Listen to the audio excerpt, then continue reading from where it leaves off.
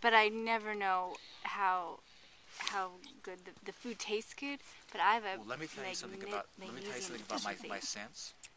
Yeah. Is that the flavor of the food indicates its nutritional value. Yeah. Everyone who comes here makes, this is sweet. I mean, look at this. Look at this. When I eat this stuff, it's not sweet. And I says, well, this is the effect of minerals. And this is the creator. He made everything good. And the flavor will indicate its nutritional value. I was going to tell you a story. It was amazing. A guy came from Louisiana. I had like 60 people here one Sunday on a tour. And I didn't have cucumbers to give to everybody because there's 60 people. So this guy was kind of loud. You know, says, come here, I want you to do me a favor. He says, I want you to eat this cucumber and just describe to people, you know, what you're experiencing. He looks at me and says, I don't eat cucumbers. I says, you're the best. You're the best. I want you to eat this thing, and you just tell them how bad this is, how just pethy or, you know, miserable or just, you know, just really describe it. This guy bites into this cucumber, looks at me and says, this is not a cucumber. And he eats the whole thing down. Can I get another one? I love it. I love it. See, what I told him is, no, this is a cucumber. What you have been given in the past wasn't a cucumber. Yeah. This is real. And everything the Creator made is good. This is why everybody comes, this is so sweet. And it's supposed to be. We're all given a sweet tooth, not to frustrate us, but to give us an enjoyable, fulfilled life. And everything's sweet. And it's supposed to, it's how it is. But see, the stuff you buy, because the ground's deficient and the minerals aren't there, it's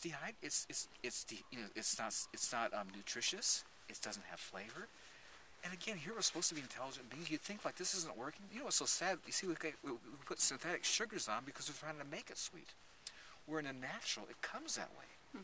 So you know, and it tastes so much better than the natural sweet than the synthetic sweet. But it's just like we don't. You think like, this isn't working, what we're doing, let's go back. But we just keep pressing on, you know, it's like, I'm going to get it. You know, it's so stupid. Well, it's nice now to have an alternative.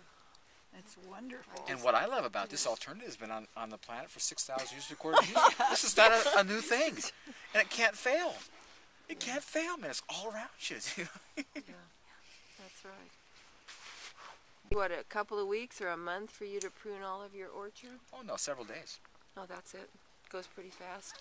Yeah, because not having to talk to people. and for me, it's like, and again, you see, this to me, like this is like, you know, recreation. I get more out of this than watching the movie, because it's just so fun to come back and see what we're doing, keep seeing him develop, you know. So it's just like an enjoyable process, and again, it's not labor intensive. You know, I'm outside in the air. How many trees do you have? I think there's 40-some in here. And then, you know, I'm looking forward to, I'm planting some new ones this year. You know, I'm planting, there's a Freedom one that came out, which is like a Liberty, which is just, you know, so I'm looking to all these cool. Yeah, and what's so awesome, you see, usually when you plant trees, you're waiting 3 or 4 years to get fruit. I get fruit the first year. So it's not like I have to wait.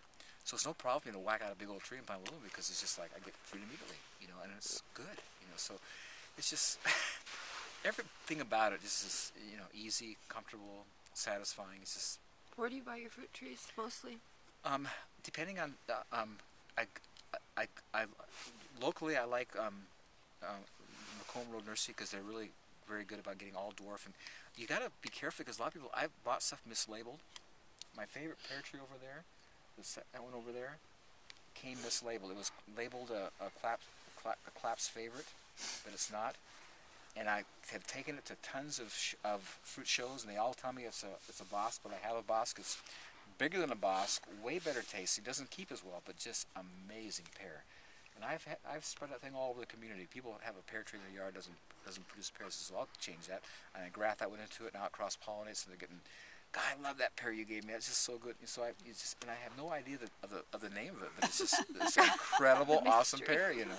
It's just, but again, it was a mistake, because it was mislabeled. So I really try to find people that are labeling correctly, because it's a bummer to get something that you didn't want. You know? That was so you mostly get dwarf trees.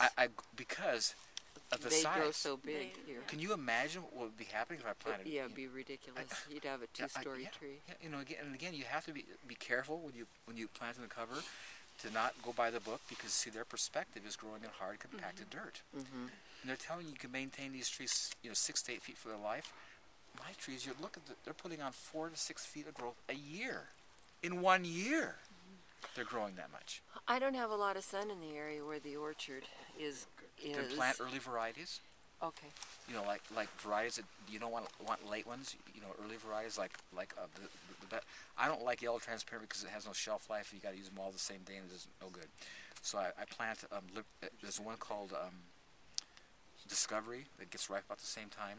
And again, you can get catalogs that'll tell you how early they ripen. So I plant early varieties in a place with no sun, so Okay. they'll get ripe. Okay. See, for instance, you see it was cool here this year. My mousses didn't get ripe because they're a late variety. I love them, but on cool years, they don't get ripe. Oh, okay. Where do you get most of your trees then? Like rain tree or where? Rain. If you don't do the local. I do the local because I like to see what I'm going to get. I like structure. I want to see so I can. It's the rain tree. You don't know what you're going to get. It comes in the mail, so I like to see. So the one I have here, the nursery here, Macomb Road is really very good. What is it? Macomb Road Nursery. He's really a sharp Macomb? guy. Macomb. MC COMB. Okay. Macomb Road Nursery is right here in Squim, and he's really a sharp guy. He makes a point to get good, nice stuff, you know, and it's properly labeled and is what it is, you know. So it's just you get what you get what you see.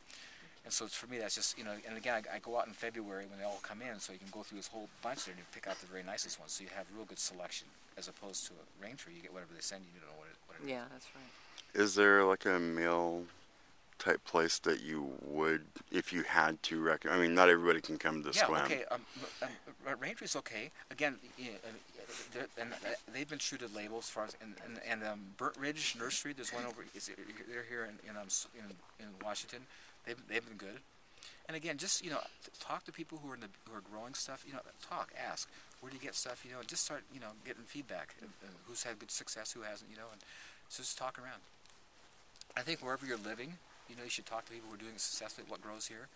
Don't go read in a book and say this will work, because talk about what's happening. Make sure you talk to people who are doing it and getting because it's all changes. So what they're saying is all so great happening in the Midwest, where you have 100-degree days, won't happen in Western Washington. So you just have to again checking with locals who are doing it well is really a wonderful resource. Okay.